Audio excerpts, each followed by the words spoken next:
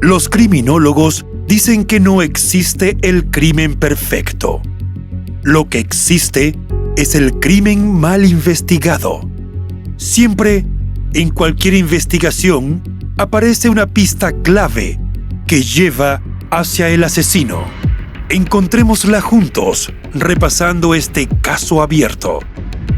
Hola a todos, mi nombre es León, y en cada video repasaremos todos los detalles de los más terribles casos criminales. Antes de empezar, no te olvides de suscribirte y dejar tu me gusta para que pueda seguir trayéndote el mejor contenido de investigación. Recuerda también activar la campanita, ya que estaré subiendo videos 3 veces a la semana. Empecemos. El caso de Catherine Borsky.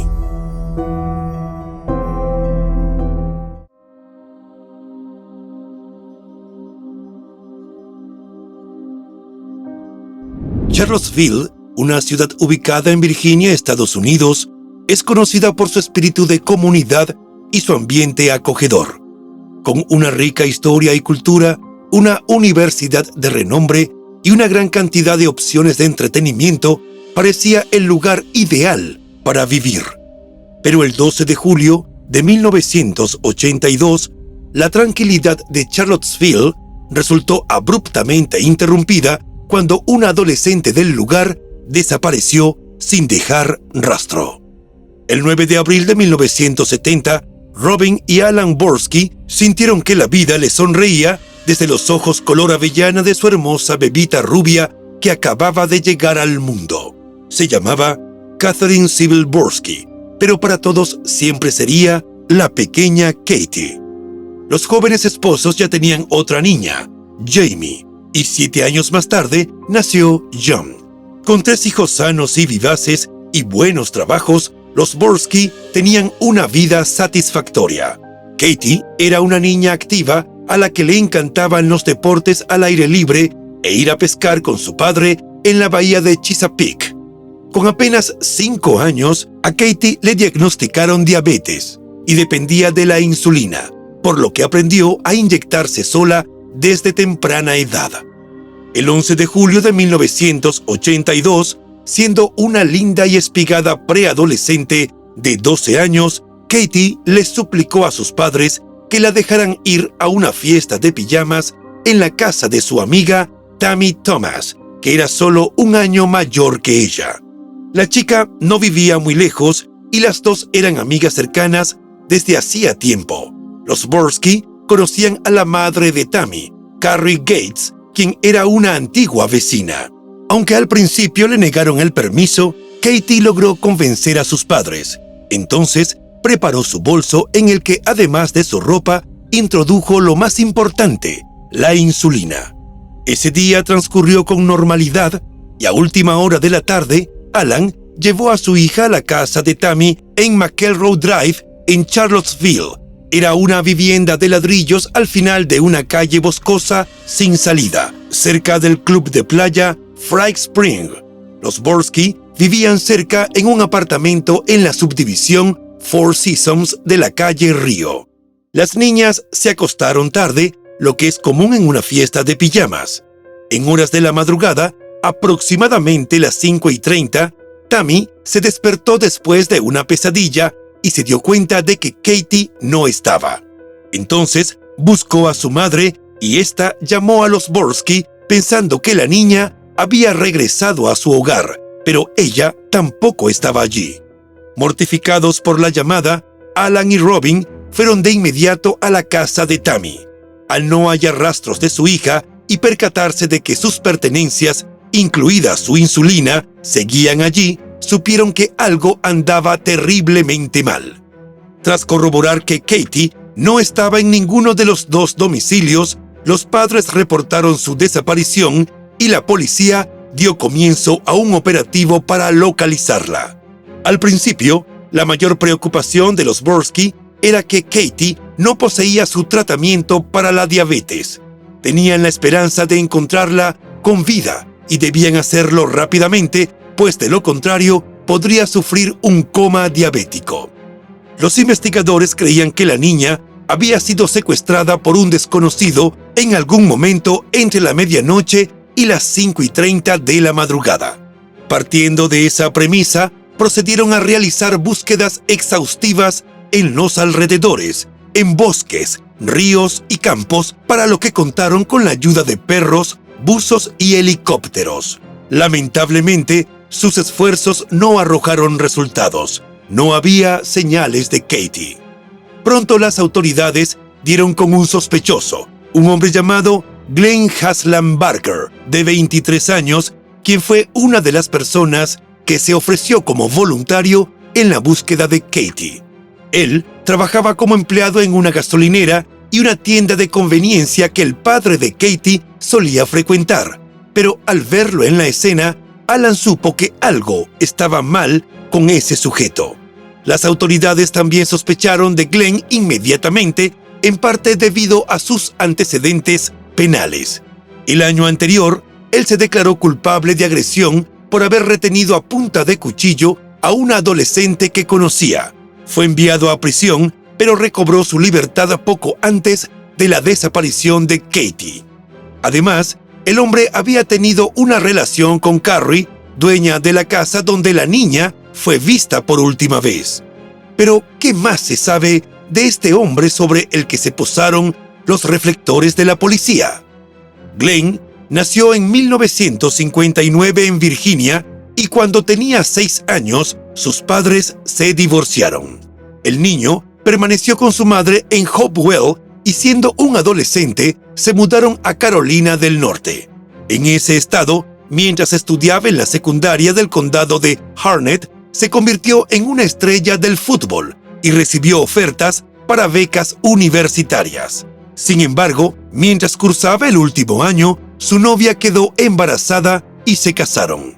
El deportista cambió el campo de juego por el trabajo en una fábrica para poder mantener a su esposa y su pequeño hijo, quien nació en 1979 y recibió el mismo nombre que su padre. Posteriormente, en 1981, tuvieron una niña que fue dada en adopción días después de su nacimiento, coincidiendo con la decisión de la esposa de Glenn de dejarlo. Según palabras del propio Glenn, para ese momento estaba muy afectado por la separación. Tenía problemas con el alcohol, con el consumo de drogas y necesitaba compañía. Esa era la situación cuando cometió el crimen por el que estuvo en prisión antes de la desaparición de Katie. En aquella oportunidad, Glenn se acercó a una joven de 18 años a la que conocía hacía varios meses. Él le pidió conversar y ella le permitió entrar a su vehículo. Después de conducir un rato, la chica lo acercó a su casa. En ese instante, él sacó un arma filosa, la llevó a la fuerza al interior de la vivienda y la ató a la cama. Según documentos oficiales, aprovechando un momento en que él salió para llevar el auto de la chica a otro lugar, ella logró desatarse y escapar a la casa de un amigo. Aunque Glenn fue detenido por el ataque, al final la víctima se negó a testificar. Él se declaró culpable y recibió una sentencia suspendida de 2 años. También se le ordenó un tratamiento de salud mental en un centro psiquiátrico. Los especialistas le diagnosticaron una personalidad dependiente y un trastorno de adaptación. Posteriormente, Glenn se mudó a la casa de su madre y su padrastro en Charlottesville y se vio con un terapeuta quien consideró que su comportamiento podía deberse a que tenía ira hacia las mujeres. Él no se sintió cómodo con la apreciación del especialista y como no logró que le asignaran un nuevo terapeuta, dejó de ir a las sesiones. Volviendo al caso de la desaparición de Katie, al ser entrevistado por funcionarios policiales, Glenn admitió que la noche que se perdió el rastro de la niña, él estuvo en la casa de Carrie, pero ella lo rechazó. Entonces se acercó a las niñas y al hermano menor de Tammy, llamado Eddie, e ingresó a la sala de recreación de la vivienda a través de una puerta exterior. Glenn también admitió que llevó un paquete de 6 cervezas y que le había dado al menos una a cada una de las jovencitas. Sin embargo, Tammy confesó que ella y Katie habían bebido más que eso y que se sintieron mal. Las niñas y Eddie se quedaron despiertos hasta la medianoche. Según el relato de Tammy, cuando se fue a la cama, vio por última vez a Glenn leyéndole un cuento a su hermano. Glenn ofreció una versión similar. Dijo que le leyó a Eddie y lo arropó en la cama, y que antes de irse, a eso de las 12:30 de la noche, revisó a las niñas, quienes dormían pacíficamente en la planta baja. Los investigadores no creyeron la historia de Glenn.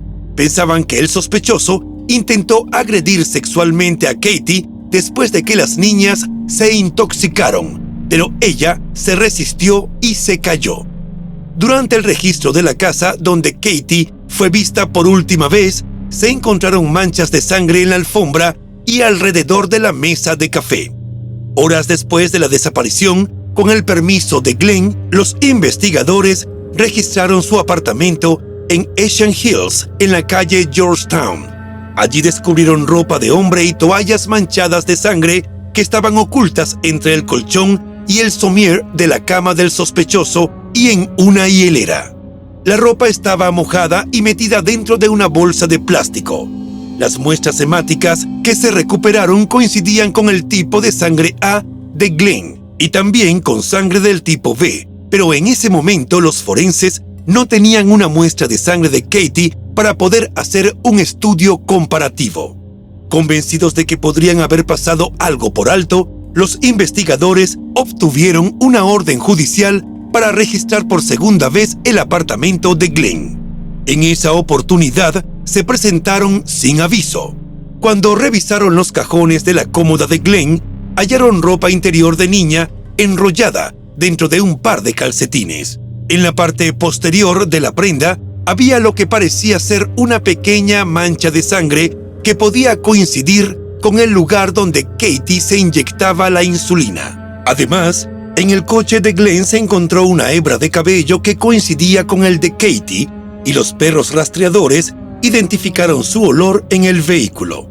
Mientras seguían las averiguaciones en torno a la vinculación de Glenn con el caso, las autoridades continuaron buscando a la niña conjuntamente con la comunidad de Charlottesville. Sin embargo, a medida que avanzaba el calendario, familiares, amigos y población en general iban perdiendo la esperanza de hallarla con vida.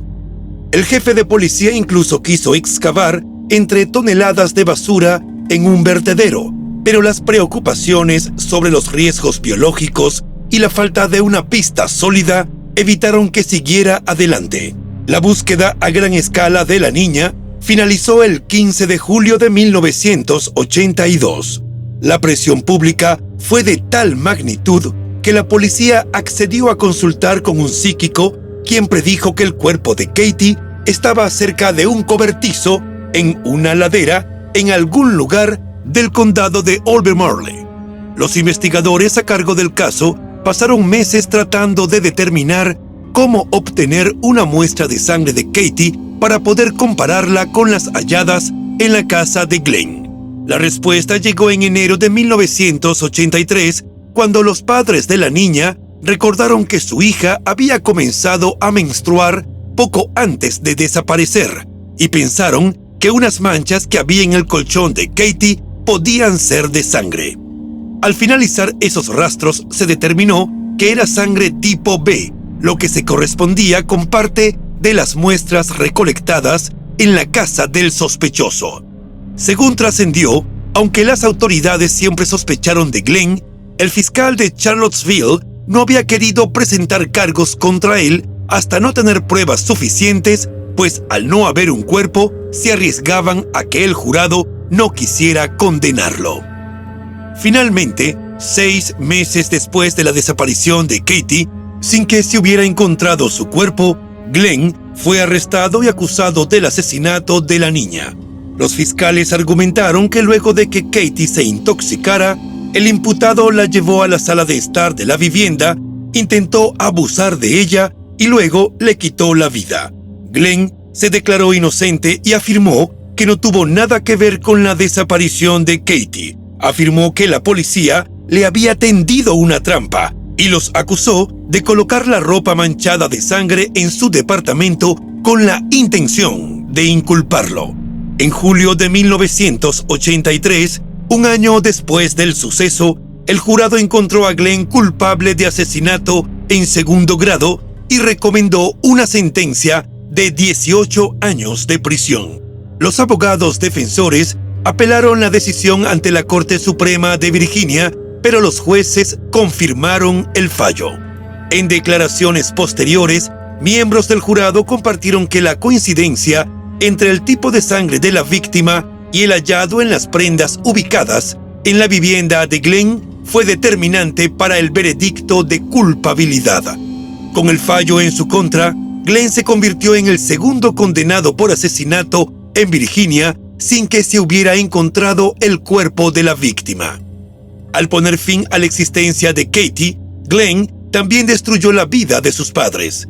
El terrible dolor sufrido por la pérdida de la niña afectó tanto la relación de pareja de Robin y Alan que decidieron divorciarse.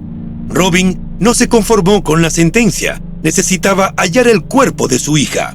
Buscando respuestas, visitó 2 veces a Glenn en la cárcel y le rogó que le dijera dónde hallarla, pero nunca obtuvo la información que esperaba. En abril de 1992, tras cumplir 9 de los 18 años de su condena, Glenn obtuvo la libertad condicional y se mudó con su madre al condado de King, a unos 50 kilómetros de Richmond, en Virginia.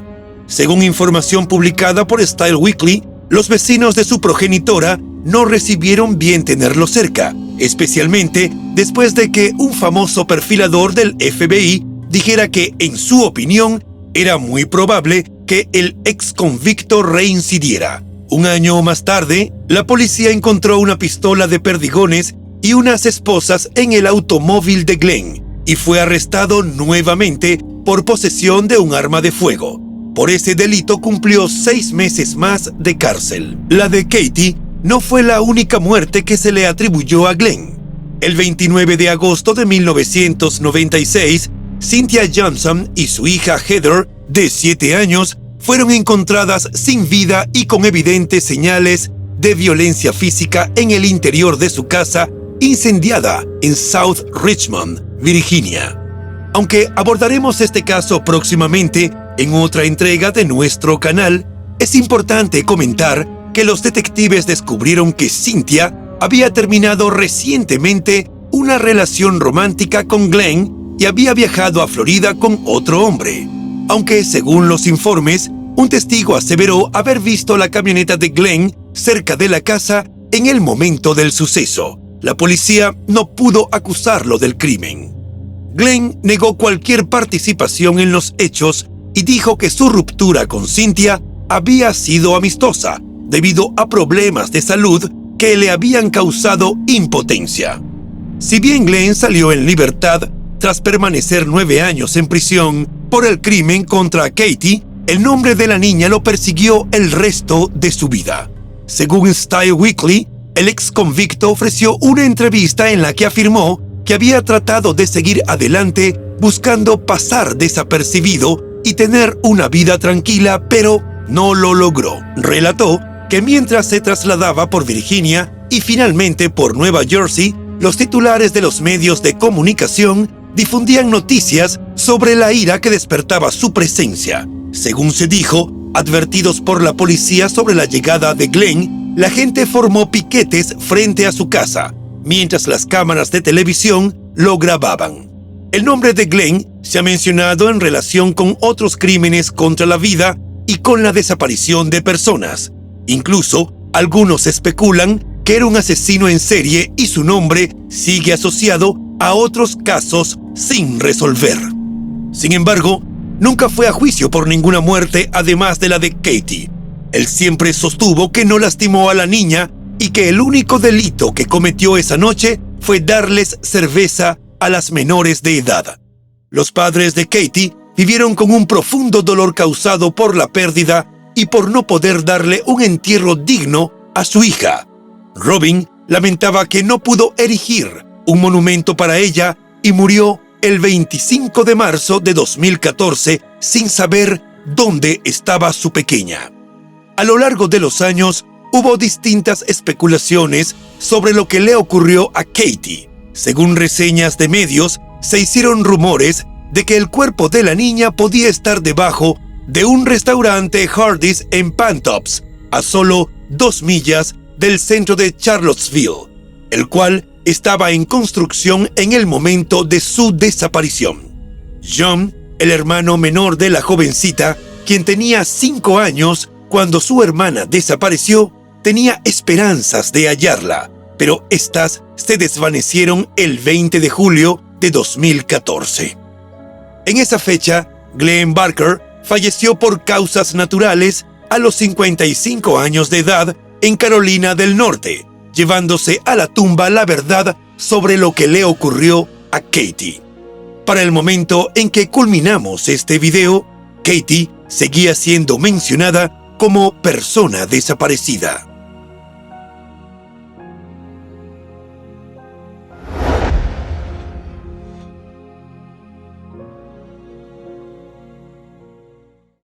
Y bueno, hasta aquí el caso de hoy.